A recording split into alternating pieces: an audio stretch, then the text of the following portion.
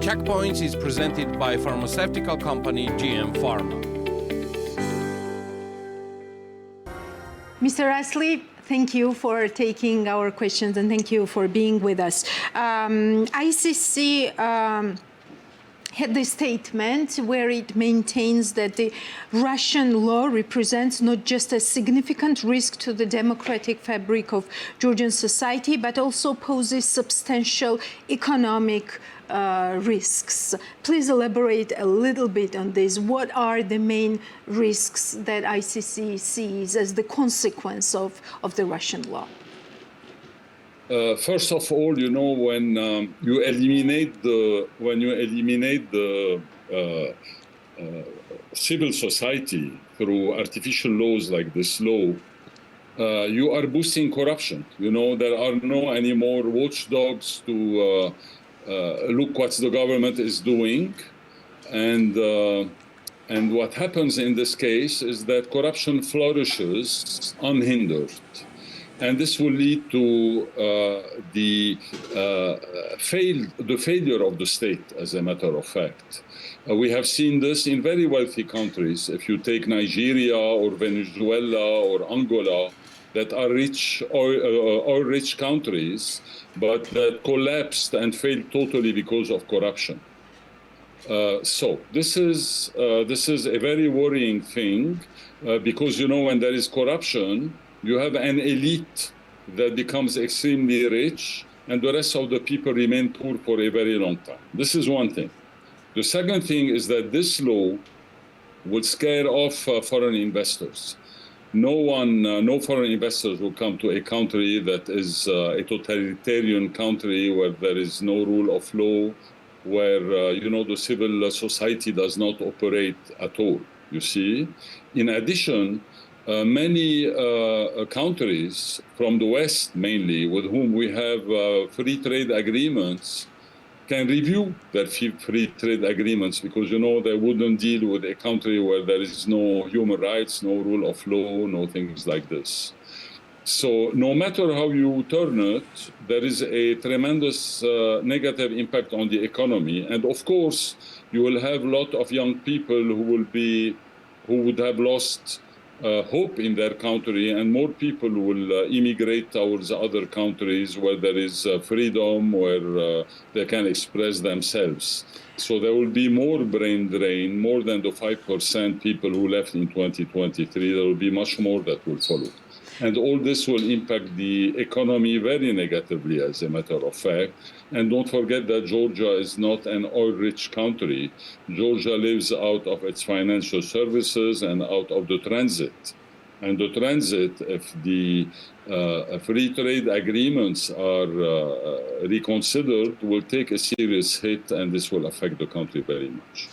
Is there a risk of losing the candidate country status or visa liberalization as a result of pushing this Russian law, when the whole West tells the government that this is a Russian law and it is against the values that EU or the West have?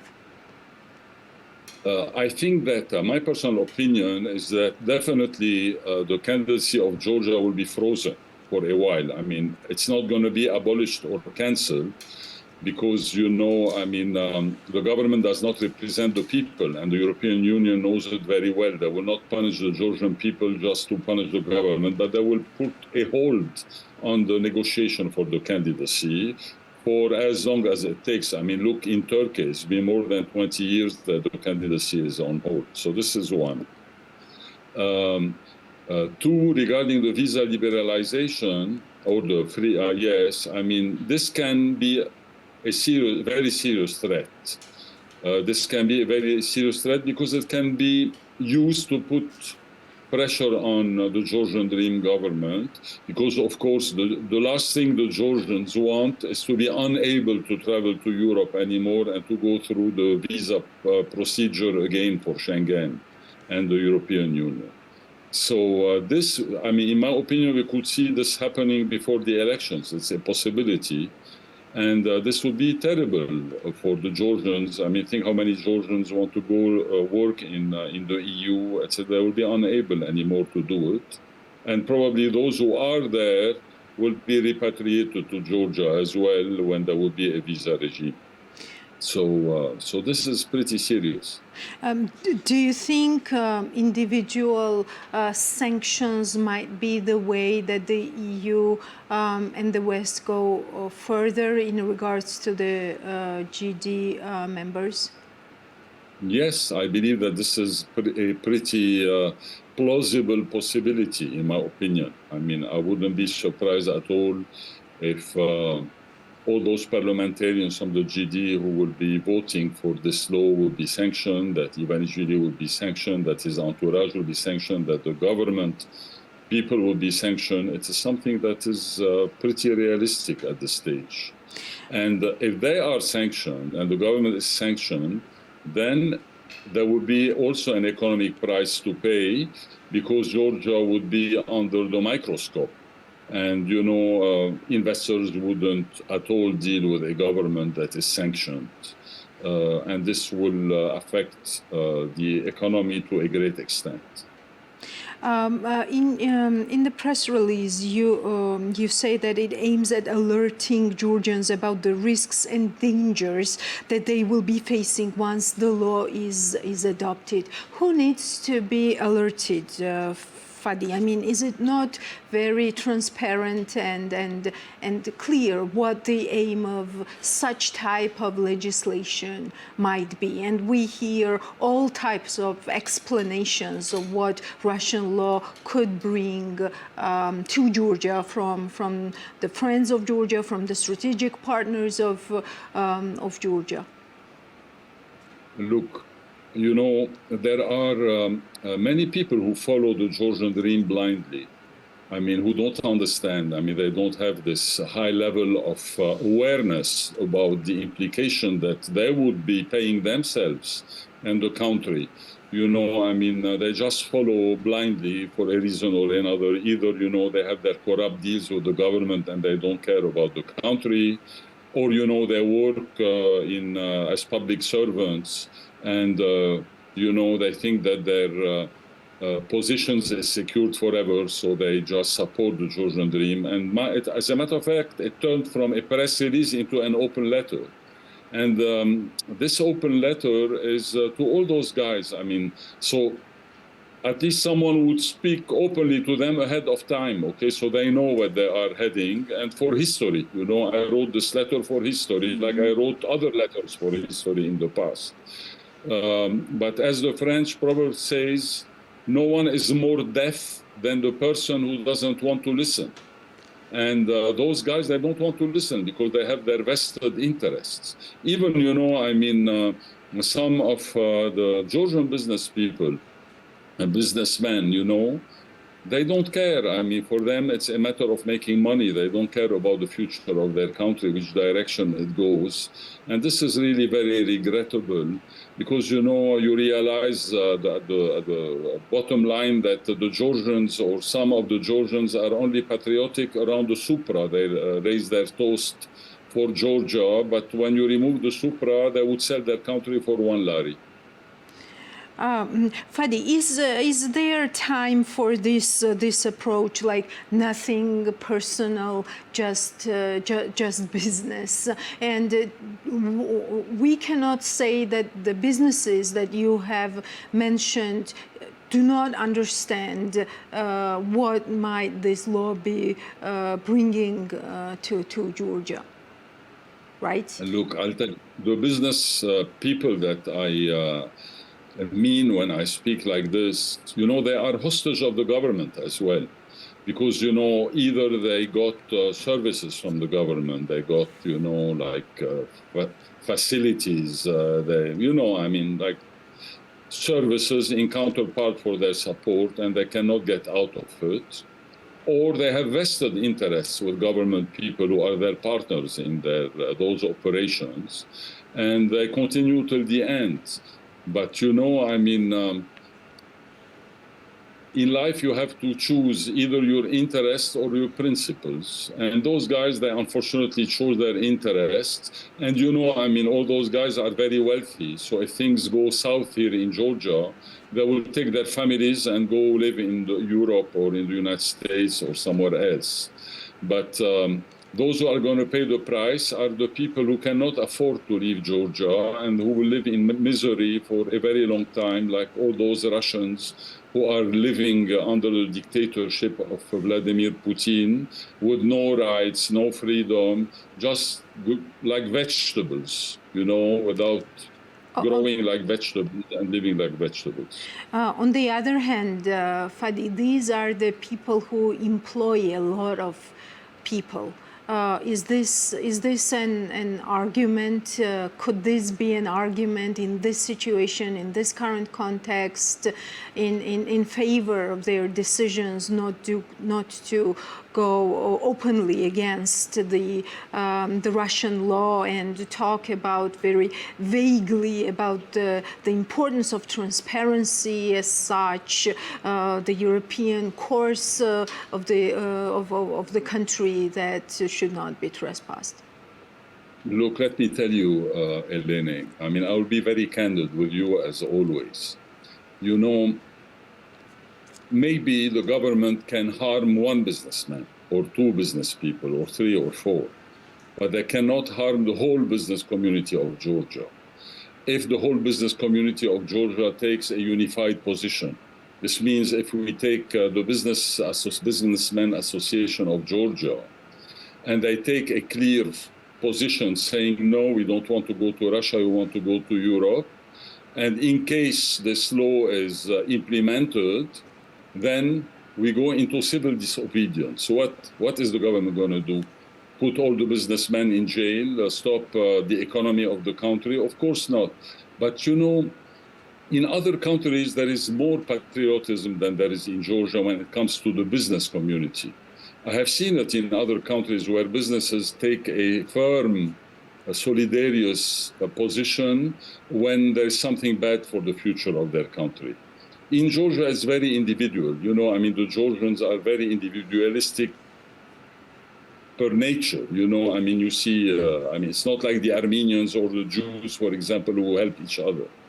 And this is a real problem. This is a real problem. Anyway, you know, what do protests in Tbilisi tell you, and also the efforts to kind of like polarize these protests? Because we saw yesterday GD gathering the crowd in Tbilisi from all over Georgia for their in support of their policy and the Russian law. Look, it's very obvious, you know, the protests that happened against the law, you know, people took the streets spontaneously. There were like 100,000 people. No one forced them, you know. They took the street because they believe that their future is not in Russia. Those people that the Georgian Dream brought, you know, I mean, either they have some vested interest with the Georgian Dream, or they work for the government and they are scared to lose their jobs and positions. One thing for sure, the Georgian Dream is almost inexistent in Tbilisi. All those guys, you know, they brought them from small villages around the country. And if you look at them, I mean, the average age is like 70 years or more. I mean, I was surprised that the Georgian Dream didn't prepare wheelchairs for all those people. I mean, it was... You know, what can I tell you? You know, the Georgian Dream is really losing grip. It is obvious. And that's why they are becoming very dangerous, because they know that if they will lose the elections, many of them will go to jail and many of them will have to run away from Georgia. And they are ready for anything, okay, for anything. Just to stay in power. And this anything can be, of course, adopting the Russian law, kidnapping people, beating up people, killing, murdering people. They would do anything, even inviting the Russian army to Georgia to keep them in power. I mean, I do not discard any option that Ivanishvili could come with just to maintain himself in power. Anyway, still have 6 months to go. We will see what will happen, but definitely those 6 months are going to be pretty tense and dangerous for the country. By the way, did you have the time? You're in Dubai right now, and thank you again for your time, for taking time for our program. But did you have the time to listen to Ivanishvili's address yesterday to the crowd? What were some of the main messages that caught your ear? Yes, you know, it was a deliberate attack on the West, accusing the West to be behind everything bad that happened to Georgia and even everything good that happened to Georgia. And it's obvious, you know, that he changed course 180 degrees.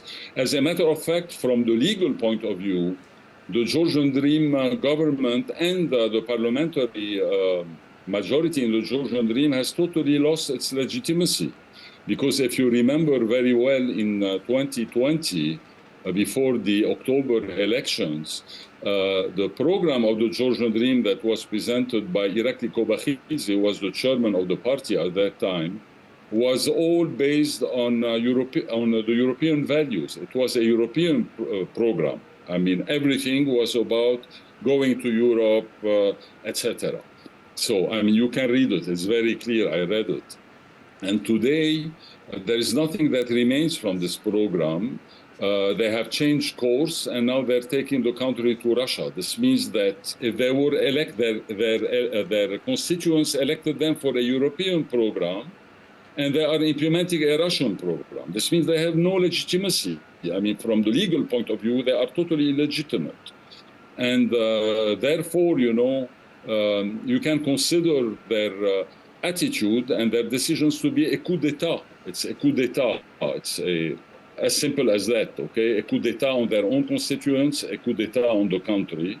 And this is where we stand today. This ICC or in the open letter, you maintain that the law contravenes the Georgian constitution and also international legal obligations that are related to freedom of expression and association. What path is that for Georgia, and where shall it lead Georgia in the future if this law is actually passed, and we hear from the Georgian Dream that they are going to pass the law? Yes, they will pass the law. You know, if by miracle the Georgian Dream wins the elections, which I doubt very much, really, this is my opinion. I mean, I don't see how they can win the elections, even if they force them. But let's assume that they win the elections and they are again for 4 years in power. This will put Georgia totally at the edge of the international community. I mean, we will be like, you know, one of those failed countries that no one wants to touch, and people, you know, I mean, the international community will totally ignore Georgia. You know, my personal belief is that Bidzina Ivanishvili think that he is more intelligent than he really is. This is my opinion. And that he is playing a game much bigger than himself. You know, it's a geopolitical game between the West and Russia, and Bidzina Ivanishvili inserted himself, or was inserted by the Russians to play this game. In my opinion, he will be crushed by the machine. This is my personal opinion. Georgia is too small. Bidzina Ivanishvili is $5 billion, which at the scale of superpowers is a grain of sand on a beach. It's absolutely nothing. And they can make his life impossible, and the life of his children and his companies, you know, I mean, with sanctions, with... So he's playing a game much bigger than himself, and he thinks that he is smarter than he really is. This is my personal opinion. He's going to hurt himself a lot, and he's going to hurt Georgia by the same token a lot as well while he's doing this. Fady, do you think there is time for for silence, for not taking sides, for vague statements, because we haven't heard, for example, our ambassadors in Western countries. We do not hear any criticism for ICCs who continue to work with the Georgian government, and of course I understand for Georgian people, but still, you already mentioned business community and who else, you name it. Look, let me tell you, the IFIs will not take position, because the IFIs, the large ones, are owned by states, by countries, by foreign governments. And first, before the IFIs take any position, their governments need to take positions, and then the IFIs will be instructed by their shareholders, that are the governments, what to do. So the IFIs will be the last ones to talk. They will continue with their programs, business as usual, till they are requested by the shareholders to stop the programs or to modify them or to do something like that. Now, regarding the Georgian ambassadors abroad, an ambassador represents his country and the government. He takes instructions, or they take instructions of their governments. So, of course, it would make sense, especially for the ambassadors, Georgian ambassadors that are posted in the West, to resign, because, what can they defend the indefensible? It is impossible. It's a very difficult position for them. But still, the ambassadors, many of them are like the business people, they're making money. They have those Mercedes 500 that take them and come with a flag, and they have perks, and they live in villas. So, they don't want to lose all those perks for their country. They say, we will wait till October and see what will happen. Unfortunately, this is very Georgian mentality, and it's very regrettable. Yeah. And let us wrap up our conversation. What do you want your message to be, and who would you like to address this message? What do you want to be the main takeaway from this interview for our viewers? Look, I appeal to the sense of patriotism of every Georgian. The Georgians, they love their country, at least around the Supra, as I always say. And they need, we are at a crossroad that either we're going to become a normal country, a prosperous country with a high GDP per capita, or we're going to be like a failed country under the umbrella and the boot of Russia. And now everyone needs to take position. There is no time. It's not that we have a year or 2 years, everything is being decided right now. And the Georgians really need to take side. Those who want to be with Russia, I have nothing against it. It's their own belief, and I respect it. But as a man of experience and a man who have seen a lot in his long life, I tell you, there is no economic prosperity, and there is no chance to stop poverty in Georgia if we align with Russia. We will remain poor for decades, if not centuries. So this is my message for every Georgian, to think to themselves and to put the interests of their country before their own petty interest and money interest and job interest for the future of their children and grandchildren. Thank you so much, Fady. Thank you for this very interesting interview. The Checkpoints is presented by pharmaceutical company GM Pharma.